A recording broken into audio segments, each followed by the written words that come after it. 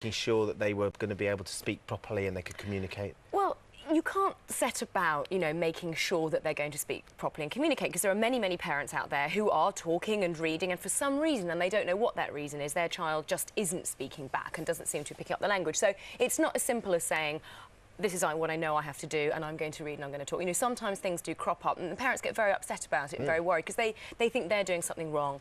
But the basic message has got to be, from birth, that we need to be looking at our children and talking to them and listening to them and having a conversation rather than sitting them in front of a screen which doesn't talk back, and it doesn't allow there's no scope for, if a child says something wrong or doesn't understand something, they can't ask a television, can you just say that again?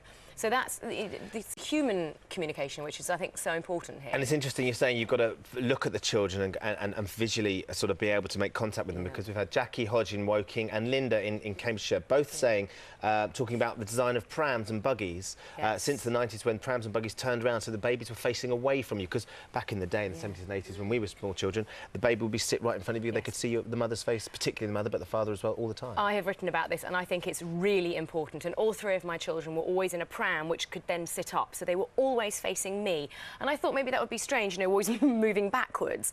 But it means that every time we went into town, we went to the park, I was talking to them all the time, and they were chatting back at me. And I think people find it very difficult with babies, because babies don't say anything back. So they think, well, what am I sitting here for, reading this book to my kid? He's not, he's not saying anything back. But you have to persevere, because one day, suddenly, then around about 9, 10 months old, normally the first sort of ma or ba comes in. It's usually dada. It's gobbledygook, isn't it, that comes back? You've got the little baby and they're doing their own language, which is sort of nonsense, obviously. And you can reply to it. You can reply to it. They love Exactly. the idea you reply to it, even though, it's nonsense. And I think it's really important not to talk to babies in baby speak. Don't just go, oh, ah, oh, like that all the time. Just say, that's, I know, and we're going to go out, it's going to be great. Should we go to the park? Come on, let's go to the park.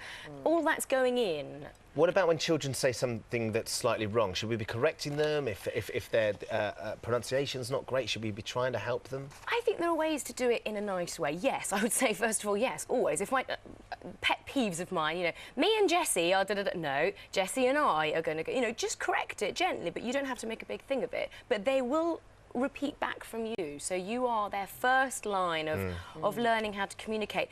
And what's also very interesting is that children who read a lot, children who are spoken to a lot, and all of this, who gain very good confidence through their verbal communication, do well in all their subjects. So we're not talking just about English, we're talking about a general confidence to put your point of view across, to express yourself. And to make friends. And to make friends, absolutely, hard, yes. Isn't it? Yeah, exactly. Susan Ross, she says, I'm a teacher. I was very aware of the importance of talking and reading to very young children. Devastated when my children had communication problems. They're not difficult for the parents, not only difficult for the children, but the parents as well. She shed a lot of tears. I'm very surprised there was no support group for parents. Must be soul to understand that it's not just you. Exactly. And in fact, this has happened to a friend of mine recently whose 4th child, for some reason that they just don't know, just isn't speaking at all. And I think that's where we're more aware of that now. This survey is great. That's come out. Go and see a speech therapist. Do check out for deafness, for harder. If children are not hearing properly, that's often one reason why they're not speaking, because they just don't hear what you're saying. But if that's not the case, then yeah, there are speech therapists, and you should just get some professional help, definitely. OK, Liz, thanks very much for joining us this morning.